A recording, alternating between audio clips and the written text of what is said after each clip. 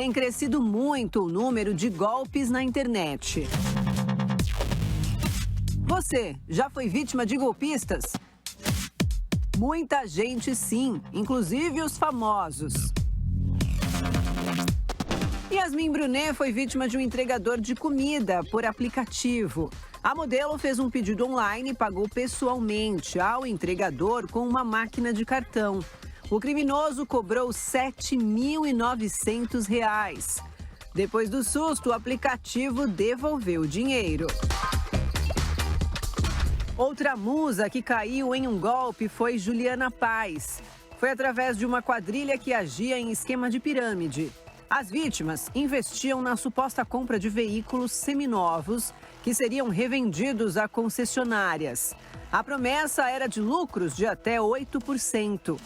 Inicialmente, os criminosos até repassavam alguns valores para os investidores.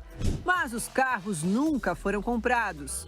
E os bandidos sumiram com o dinheiro. Juliana Paz perdeu R$500 mil. E não são apenas os famosos que estão na mira dos criminosos. Todos que acessam as redes, seja para comprar produtos ou até encontrar um par romântico, correm riscos. Verônica, que é jornalista, jamais imaginou que pudesse passar por algo assim. Até porque eu leio muito sobre isso, eu assisto muitas matérias sobre isso. E eu acho que por uma euforia minha de comprar um produto que há meses eu vinha procurando e esse produto estar muito mais barato, eu acabei caindo no golpe. Prontamente, depois que caiu a ficha que eu realmente tinha feito uma compra de uma empresa que não existe, eu entrei em contato com o banco e o banco falou, por eu ter feito o pagamento no Pix, não tinha nada não tinha nenhum seguro que me respaldasse nessa questão, sabe? E foi isso, eu perdi o dinheiro, a loja, tentei entrar de novo em contato com a loja, só que a moça que é dona do perfil acabou me deletando, então eu não consigo nem mandar mensagem mais. Ela perdeu R$400, algo parecido com o que aconteceu com Sabrina, o golpe do Pix. Ela viu um anúncio no Instagram de uma amiga. Foi quando eu decidi comprar o tal do fogão. E aí a pessoa passou o Pix, não estranhei porque ela falou que esse Pix seria dessa pessoa que ela está ajudando a vender. E aí eu fiz o Pix e mandei para ela. Foi quando, gente, o básico que eu deveria ter feito, mas que às vezes a gente não lembra de fazer, que é ligar para essa pessoa, no caso eu liguei para o irmão dela, e morrendo de medo eu perguntei se de fato ela estava ajudando a vender e obviamente ele disse que não. Foi quando minha ficha caiu, que eu caí no golpe e perdi o valor que seria para o meu fogão. Um dinheiro que também não volta mais. Que medidas seriam necessárias para acabar com os crimes deste tipo? Como podemos nos prevenir de cair em golpes na internet? Olá, que Deus abençoe a sua vida, que Deus abençoe e proteja muito, mas muito a sua família. Eu quero deixar o nosso SOS à sua disposição, 048, o 3216-6162, envie o seu nome, seu pedido de oração. Você que diz assim, olha, eu preciso dessa proteção. Eu fui vítima aí desses golpes, eu tenho passado por lutas, por dificuldades, e eu não caí, pastor Juliano, num golpe como esse. O golpe que eu caí foi do coração. Eu me deixei me levar pelos meus sentimentos, ajudei uma pessoa, sujou meu nome. Hoje eu estou completamente endividado, tenho passado por lutas, por dificuldades. Eu preciso sair dessa situação. Eu preciso dar a volta por cima. Eu não posso ficar entregue a isso. Eu preciso que alguma coisa aconteça para que a minha vida mude. Eu quero sair da miséria. Você que está assistindo o programa, você tem acompanhado os testemunhos, as histórias, os depoimentos? Essas pessoas estavam assistindo a TV como você, ouvindo a rádio. E um dia, elas tomaram a decisão de vir no Congresso. Elas tomaram a decisão de falar assim, eu vou lutar, eu preciso dar a volta por cima, eu preciso sair dessa. E vieram, fizeram a parte delas. Inclusive, essa história que eu vou colocar agora é de uma guerreira. Essa mulher, ela fez de tudo para chegar até a igreja. Enfrentou tudo, passou momentos difíceis, mas o testemunho dela é muito bom. Acompanhe a história da dona Edelir, eu já volto. Como é que a senhora chegou? Pastor, quando eu sempre vim de uma família muito pobre. Ontem a gente estava até relembrando do passado, né? A minha família era tão pobre que a minha mãe ela dividia um ovo para 3 comer. Era muita pobreza. Pobreza mesmo, assim que à tarde a gente não tinha pão para comer e nós falávamos era curruíra. A gente fazia farinha de mandioca com açúcar frita e canela e tomava com café, porque a gente não tinha pão. Miséria. Miséria. Se falasse para a senhora que um dia a senhora estaria aqui dando testemunho, se falasse para a senhora que um dia a senhora ia ter o que a senhora tem hoje, que é muito, a senhora acreditaria? Não. Pastor, assim... e quando eu fui para a igreja, pastor, eu fui por um problema de saúde que eu tive, pela fé da minha mãe eu fui curada, e fui, mas eu não permaneci. Eu sempre gosto de colocar isto, porque isso é algo que marcou muito dentro de mim. Aí a situação minha ficou muito grave, porque eu saí da igreja e eu já não queria mais ficar com meu marido, porque o meu marido ficou desempregado mais do que 1 ano. E ali começou a miséria total, muito grande na minha vida, pastor.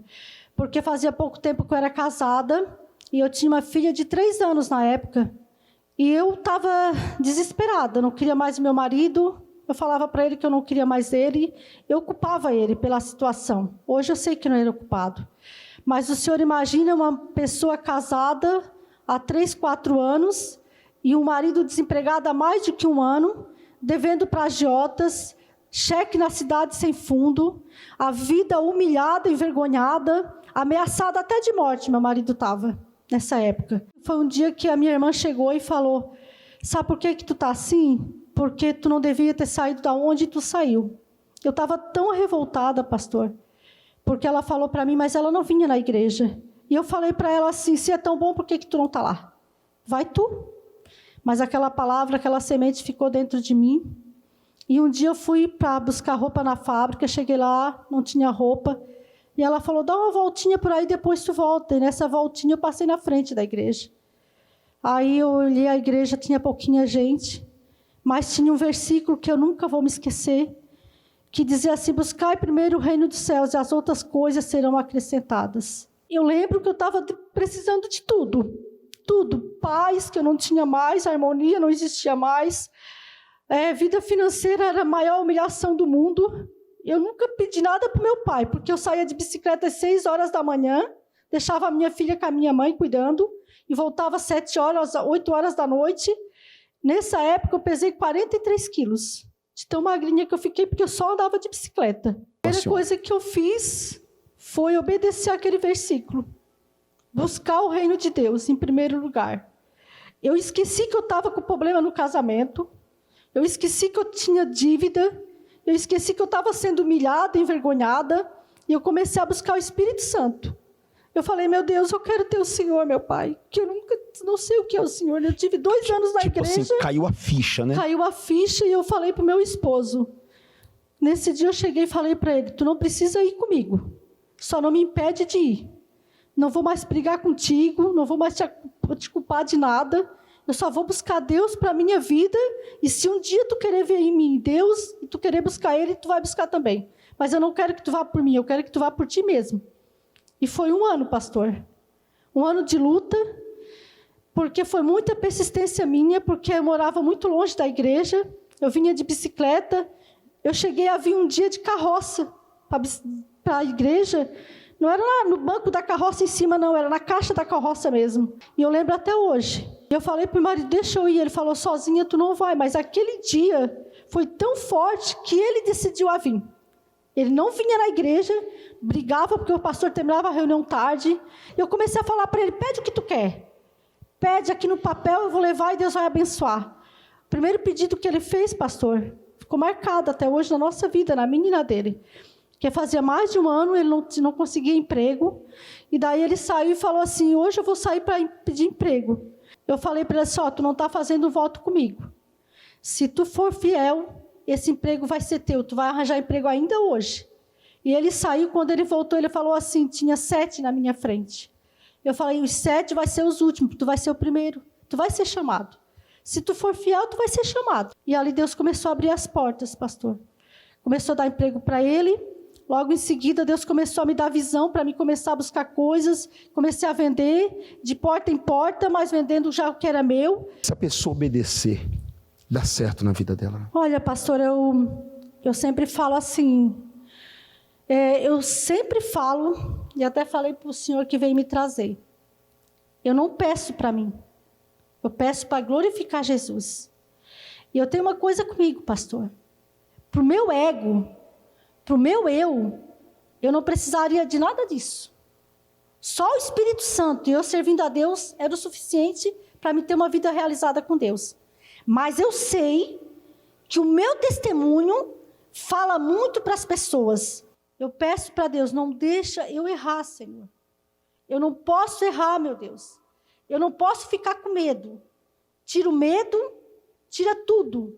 E eu confio só em Ti, Senhor. Porque se eu errar, eu sei que vai ser 6 meses sem nada de eu ver Deus na minha vida. E se eu colocar certo, eu sei que Deus me surpreende no que eu não imagino que vai acontecer. Amém. Eu aprendi assim, pastor. Forte, né? Fiquem de pé, bem forte as nossas palmas. Deus abençoe a senhora. Segunda-feira, a primeira reunião do dia. É às 7 da manhã. Depois vem às 10, ao meio-dia, às 15 e às 19 horas. Eu tenho falado para todas as pessoas que têm vindo aqui segunda-feira, que têm se firmado mesmo no pacto. Até o meio do ano, você precisa de uma ideia, de uma direção, para que você pague quem você deve, para que você dê a volta por cima, para que você saia dessa mesmice, dessa amarração.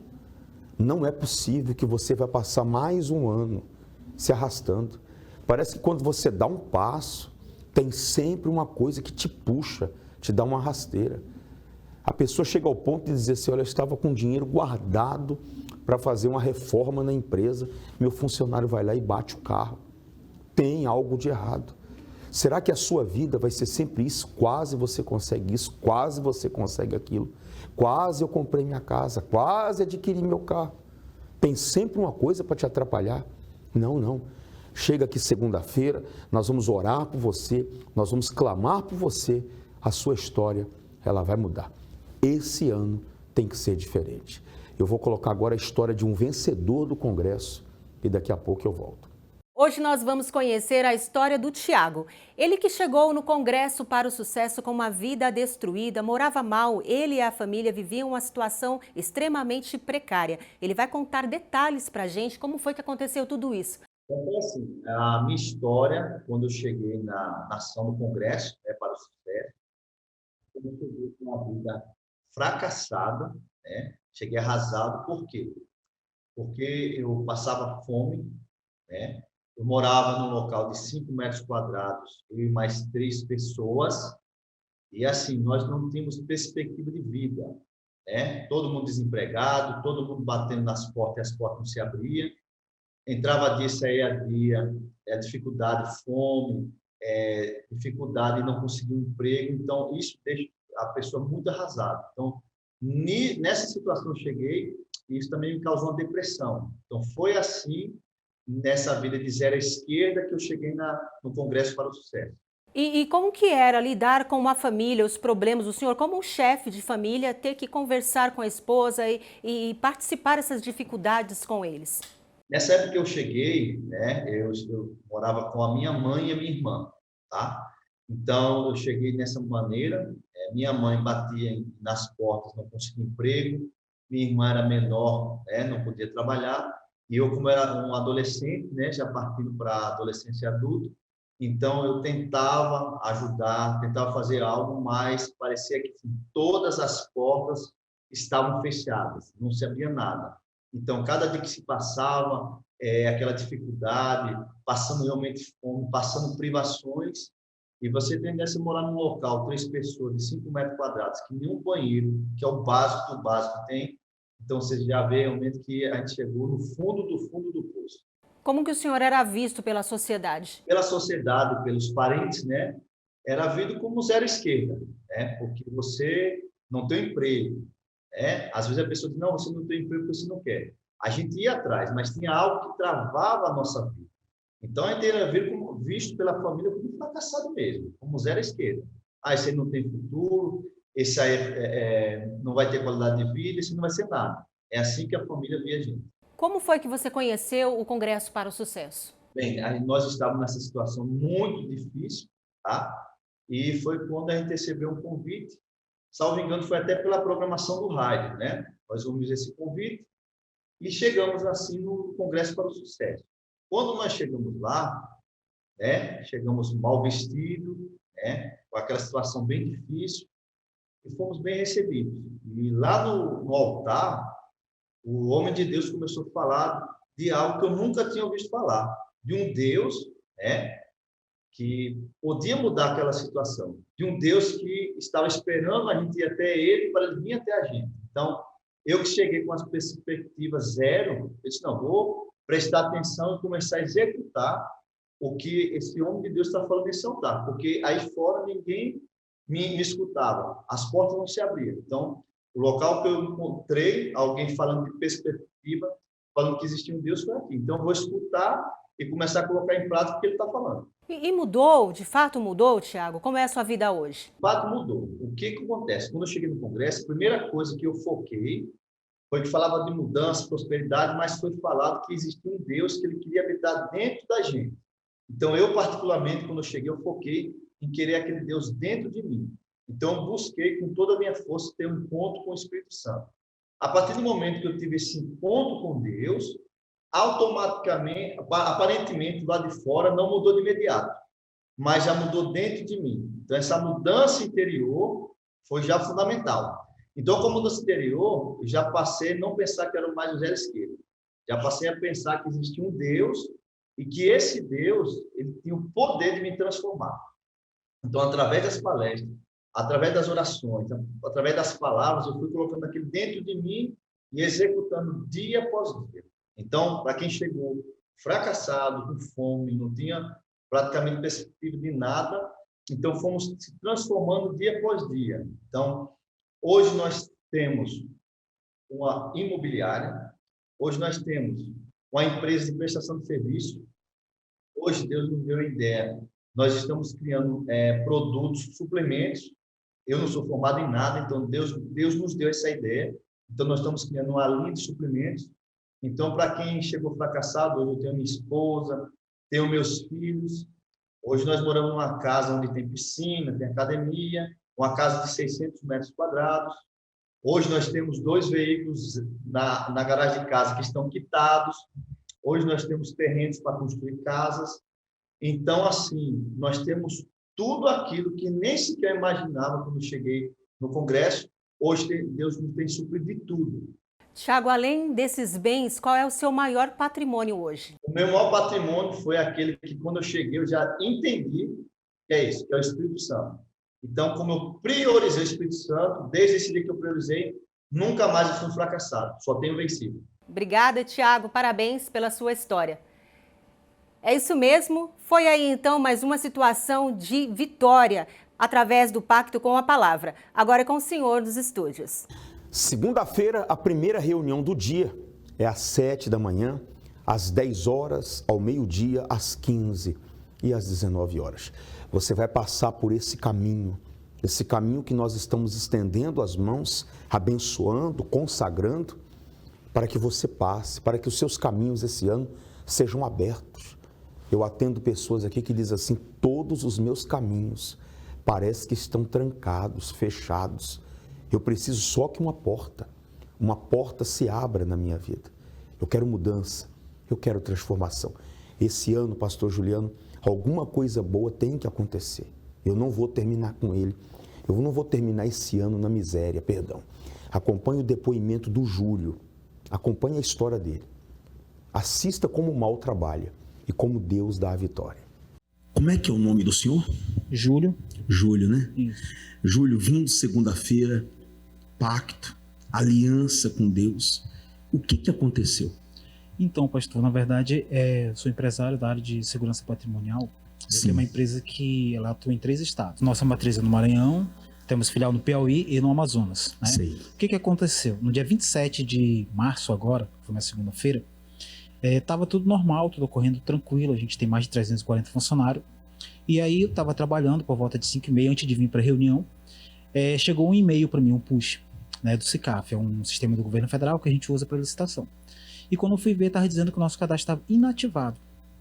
Achei estranho, loguei e fui ver que a nossa empresa tinha sido baixada. Simplesmente cancelaram a nossa empresa. Fechou. Aí vim para a reunião, normal aqui, né? Cheguei aqui, o senhor deu até uma palavra de Josué 1:7. Né? Seja totalmente forte e corajoso. Eu lembro da palavra. Naquela mesma noite eu voltei e eu viajei para o Maranhão. Encontrei com o meu sócio lá, porque lá a gente ficou 10 dias na guerra. A gente fez o boletim de ocorrência que está aqui. A nossa empresa foi baixada em 7 segundos. Em 7 segundos? 7 segundos baixado. 7 segundos a sua empresa deixou de existir. É algo inédito. Nunca tinha acontecido. Né? E aí foi uma fraude, fizemos o boletim de ocorrência e aí a gente começou uma guerra. A gente entrou, fui na Nação lá no Maranhão, que eu estava lá. Aonde você vai, você não quebra o pacto. Não.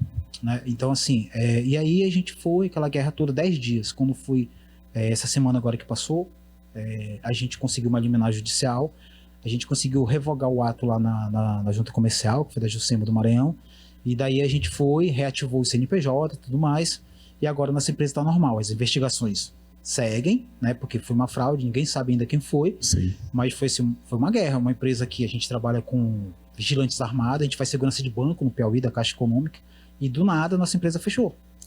E a gente foi na junta e falou, e aí, nunca vi isso, nunca aconteceu isso, ninguém sabe de nada, mas usaram todas as nossas informações, assinaram como se fossem os sócios, e foi uma guerra. Mas graças a Deus a gente venceu aqui no altar, reverteu isso aí, né?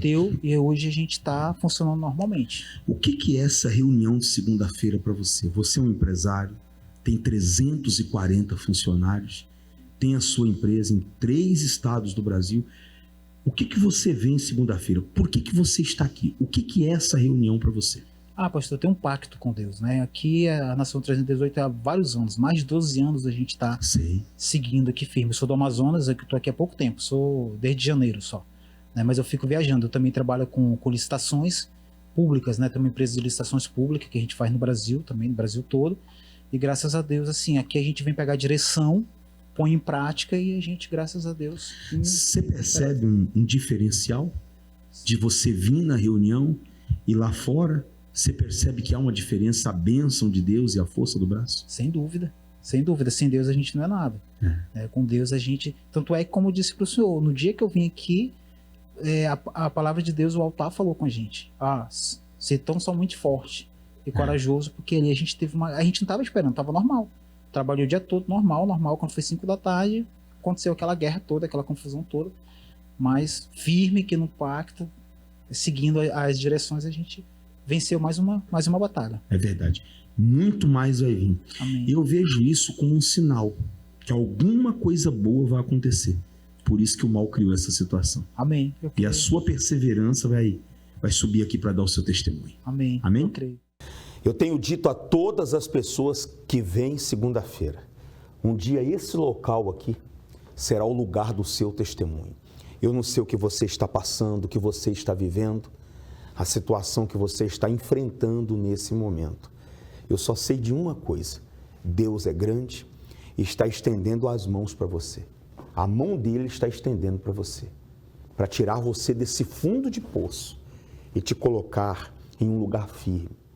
É isso que Deus faz. Ele muda, Ele abençoa, Ele transforma, Ele te dá paz. A sua parte você precisa fazer, que é sair da casa, do local de trabalho, e vim aqui buscar.